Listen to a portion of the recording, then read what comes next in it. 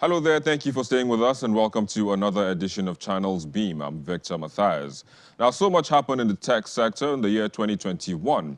Fintech startup subsector kept drawing the attention of world players as the sector recorded huge investments either by buyouts or seed round capital investments.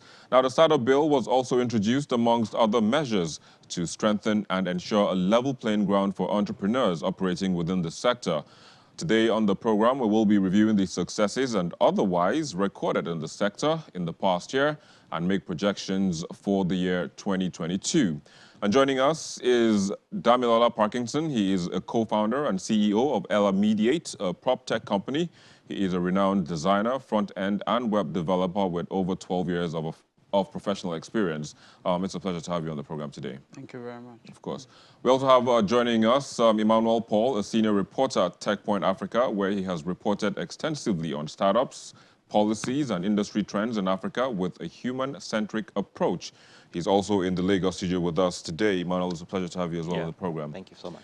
And joining us via Zoom from Abuja is Ife Adebayo. He is the special assistant to the Nigerian Vice President on Innovation, advising, coordinating, and leading on issues and projects relating to technology, innovation, and entrepreneurship between government and private sector, as well as development partners and the academia. It's a pleasure to have you on the program today. Thanks for having me, Victor.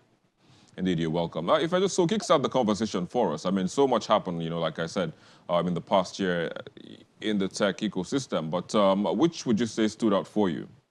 So for me, I think two things. Well, let me say three things actually stood out. First, I think the fact that when you look at the growth of the ecosystem between 2020 and 2021, I think you will see that this is an ecosystem that is resilient and an ecosystem of people who believe in action and who believe in doing rather than just talking.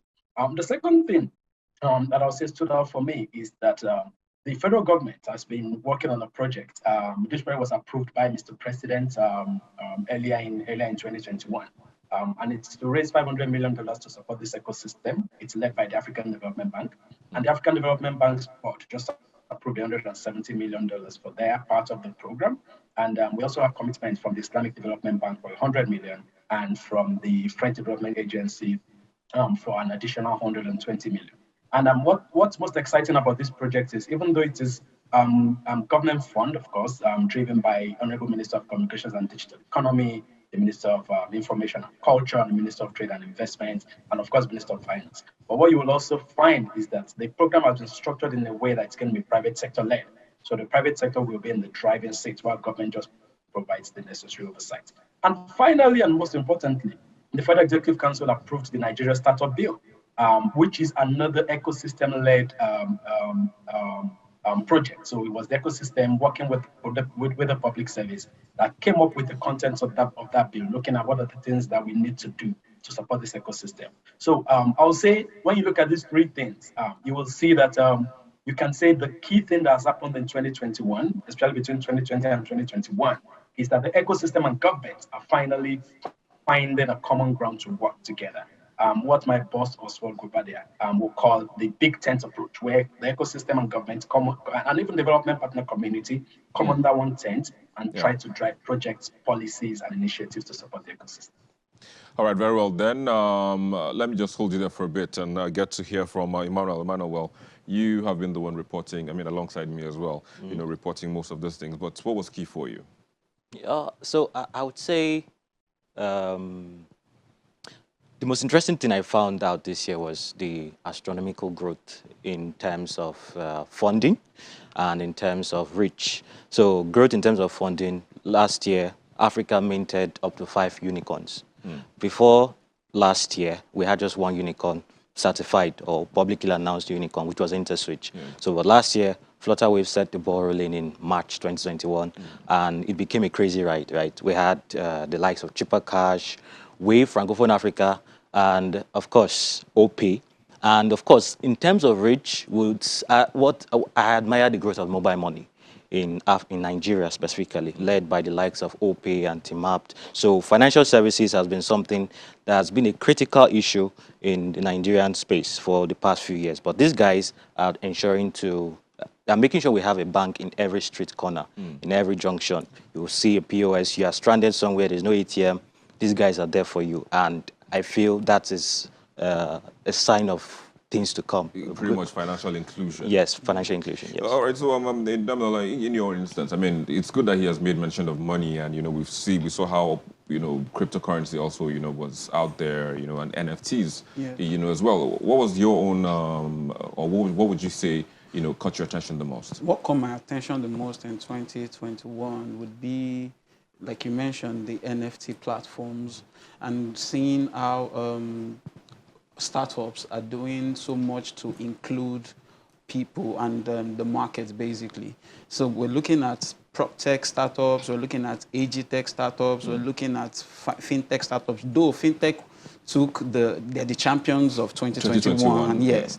But for me, I'm quite optimistic that Proptech and AG-tech should be able to ride that wave in 2022. All right, so I mean, it seems like because from all you all have said, from Ife, to YouTube as well, it seems like it was an easy ride, so to speak, now for the tech ecosystem. Were there any challenges? Of course, there were challenges, of course. So when you look at the funding news, the announcement and all of that, you would not think, oh, it's all beds and roses, right? But that's not always the case, right? There were regulatory issues that needed to be attended to. Now, regulations, they come, and it's in the eyes of many people in the ecosystem, it look like, oh, the government is out to stifle innovation again. But whereas it's something to actually make sure that there's sanity in the space. And behind the scenes, if you listen to some of the stories these founders share, you see even the act of raising money is not an easy ride, right? These guys go through a lot of things when raising money. And of course, when trying to execute in the Nigerian market, a lot of issues actually come up while trying to execute whatever you've promised investors, whatever you've envisioned in your mind, right? You are looking at everything from infrastructural challenges with something as basic as power to national identities, having people with digital identities. But I'm really encouraged by the growth in NIN enrollment, something I never expected it to happen successfully, but it was a really tremendous but okay, I mean, but I was saying, there might be a few question marks around the NIN, but I feel it's a step in the right direction overall. Dami, were there any challenges that you noticed? There were quite a lot of challenges, like you mentioned, systemic challenges, infrastructure, and also education, basically, of the disruptive startups that have emerged in the market. So these are the few challenges that I've picked over the year, and I know that the entire space will create an avenue to match these challenges with the resilience of the startup visionaries and even the team that are working to build all these platforms. Like you mentioned earlier, the NFT platform, for one. This is fairly new in this space, and this is just having asset-backed tokens, asset-backed instruments. You understand? So these are things that are new in the market. I would say they are greenfield. So we need a lot of education throughout this process. We need to be putting out a lot of explainers from different platforms. Yes. Yeah. All right. Let me again go back to Ife, who is joining us via Zoom. Ife, so it seems there were some challenges here and there. But in your own take, I mean, looking at it now from a different perspective, or from a perspective of a government person, what were the challenges, especially in terms of trying to liaise with the sector to ensure that things went smoothly? I think the biggest challenge, I think, is one of understanding each other. I think the ecosystem largely wants things to move in a certain way and at a certain speed. That unfortunately you can't easily get within the public service. And you will find that this is not peculiar to Nigeria. I mean, this is a global issue where the industry is moving faster than policy, regulation, and legislation can actually move. So I said the biggest challenge is for policymakers, for legislators, and for government functionaries, government agencies to be able to move at pace of the ecosystem, and also just to be able to understand each other better, to engage better, talk to each other better, and work together more closely. All right, so I mean, I'm surprised that no one mentioned that we had a ban on the microblogging site Twitter, which thankfully was lifted last week. But what how much of a challenge was that for you? Especially in trying to connect, to reel out information, and all of that. How challenging was that for you?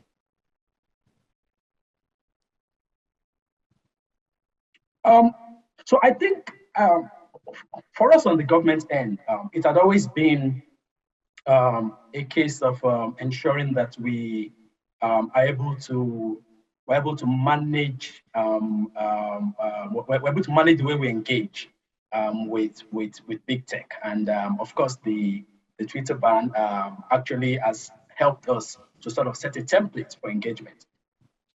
So when you look at the operations of a lot of these big tech companies in Nigeria, you find that there is zero oversight from government in the way they operate. And I think the months of engagement and meetings and communication between Twitter and Nigeria has sort of set a template for engagement with every other person.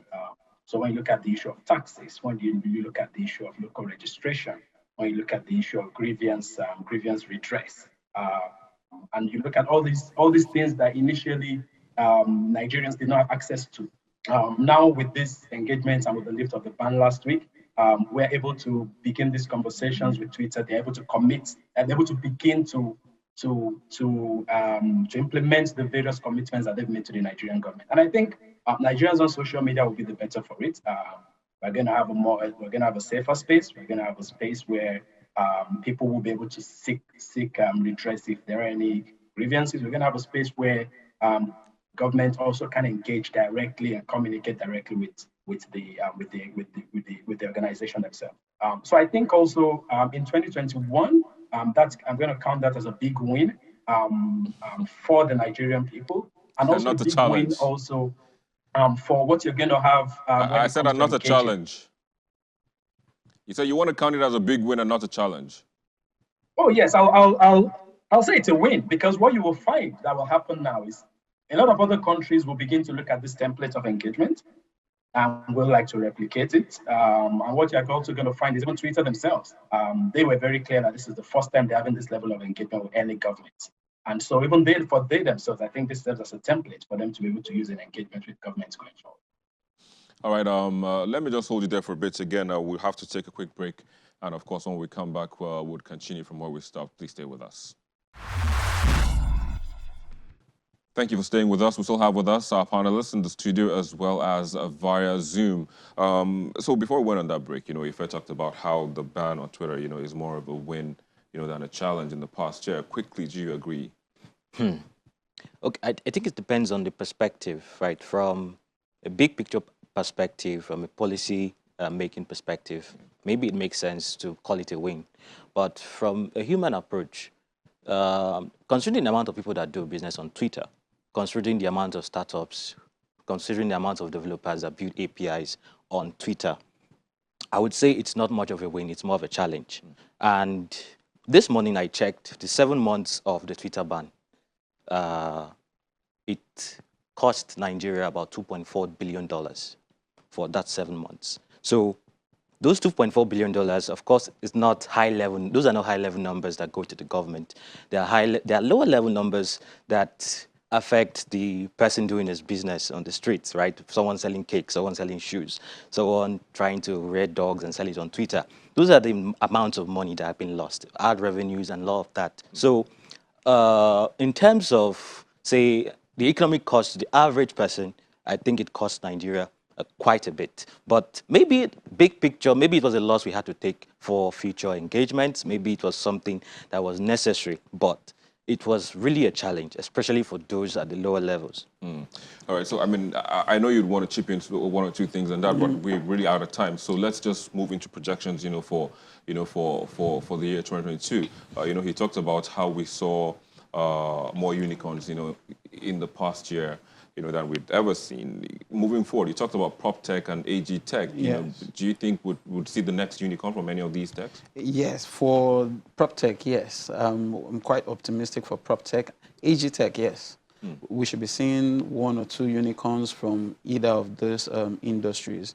But we also know that fintech, we should have some other unicorns emerge in 2022. You understand? So, but PropTech, I'm certain we should have one or two. Yeah, so when you say PropTech, a lot of people might not even understand what PropTech is. Okay. So do you want to give us a little bit of... Okay, well, PropTech basically is property technology. That means using technology to enhance property transactions and property or real estate transactions, basically. Yeah. So, and what PropTech does is it does quite a lot. So there are so many case scenarios, but because of time, we cannot delve into them. But there are so many case uses that we can go into to help people better understand what PropTech is. And what PropTech does, from my own end, is create access to real estate assets across different jurisdictions, different countries. It means your regular Chidi in Mandilas, your regular Toke working in a bank who is earning a decent income, who needs to wait and save up for years before they get access to owning a real estate asset. They can just own a real estate asset right now with their present income level. So that is the assets that PropTech creates. In Nigeria or in Nigeria, yes, in Nigeria. Are there cases? I mean, are there places where people can do that? Yes, there is Ella Media, there is My Invest. There are quite a number of them. Oh, okay. Yes. For you, what would you be seeing? What would you think would be coming up? Where would you think the next unicorn will be coming from? Okay, so the next unicorns, I would like to shift my focus away from unicorns, right? What I want to see that would bring out the next unicorns, rather, would be disruptive business models and disruptive technologies across different sectors. So the fintech company that does something we've never seen before, it might not be a new technology, it might be a new market entry strategy and blows the market away. That person is likely going to be the next unicorn.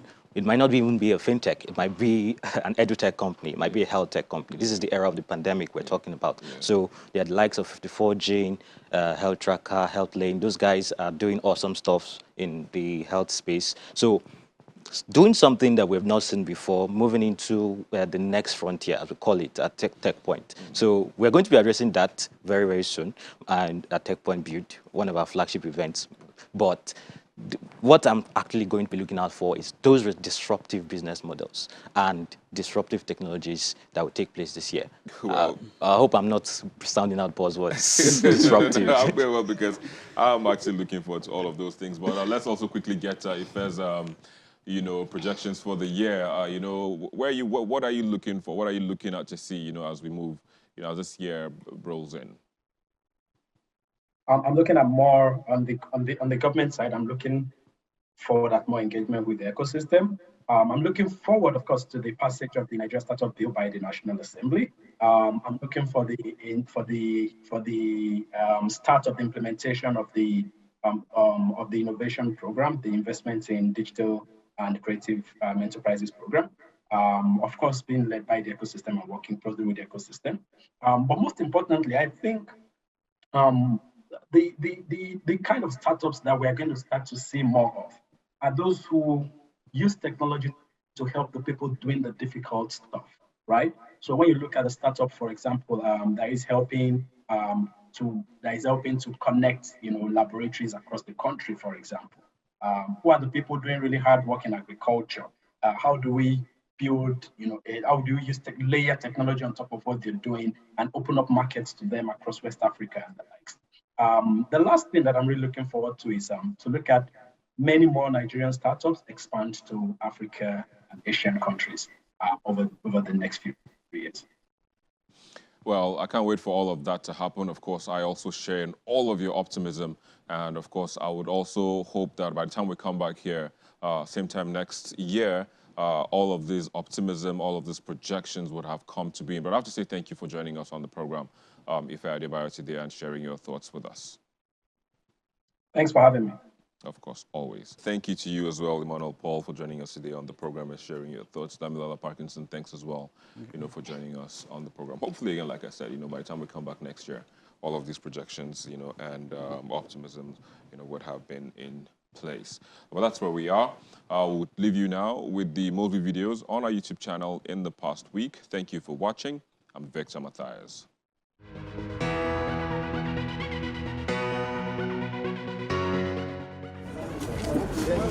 This week's Most Videos kicks off with that of a parade of 5 bandits and 21 other suspects. These suspects are all from Zaria in Kaduna State. They pass information to these bandits in the bush. They help them to make purchases, including the supply of food items and medicals. And they also help in running sex rings for them. It is followed by the arrest of a semi-automatic weapon-wielding fake soldier and 60 other suspects. The suspect came down to Nasarawa State and started perpetrating his nefarious activities in Karo and Lafia before Nemesis caught up with him. Third spot is occupied by the exclusive interview had by Channels Television with the president. There are 3 fundamental issues: security, economy, and fighting corruption. And for Nigerians to be fair to this administration is to try and find out, from the time we won the election in 2015 to now, in the 3 promises we made: improving security, improving the economy, and trying to fight corruption. In second is the uncovering of a kidnapper's den full of roasted corpses in Imo State. We have arrested a good number of them. Of course, they engaged the security forces, the military, the police, and the DSS. They engaged us, and we've made a lot of arrests.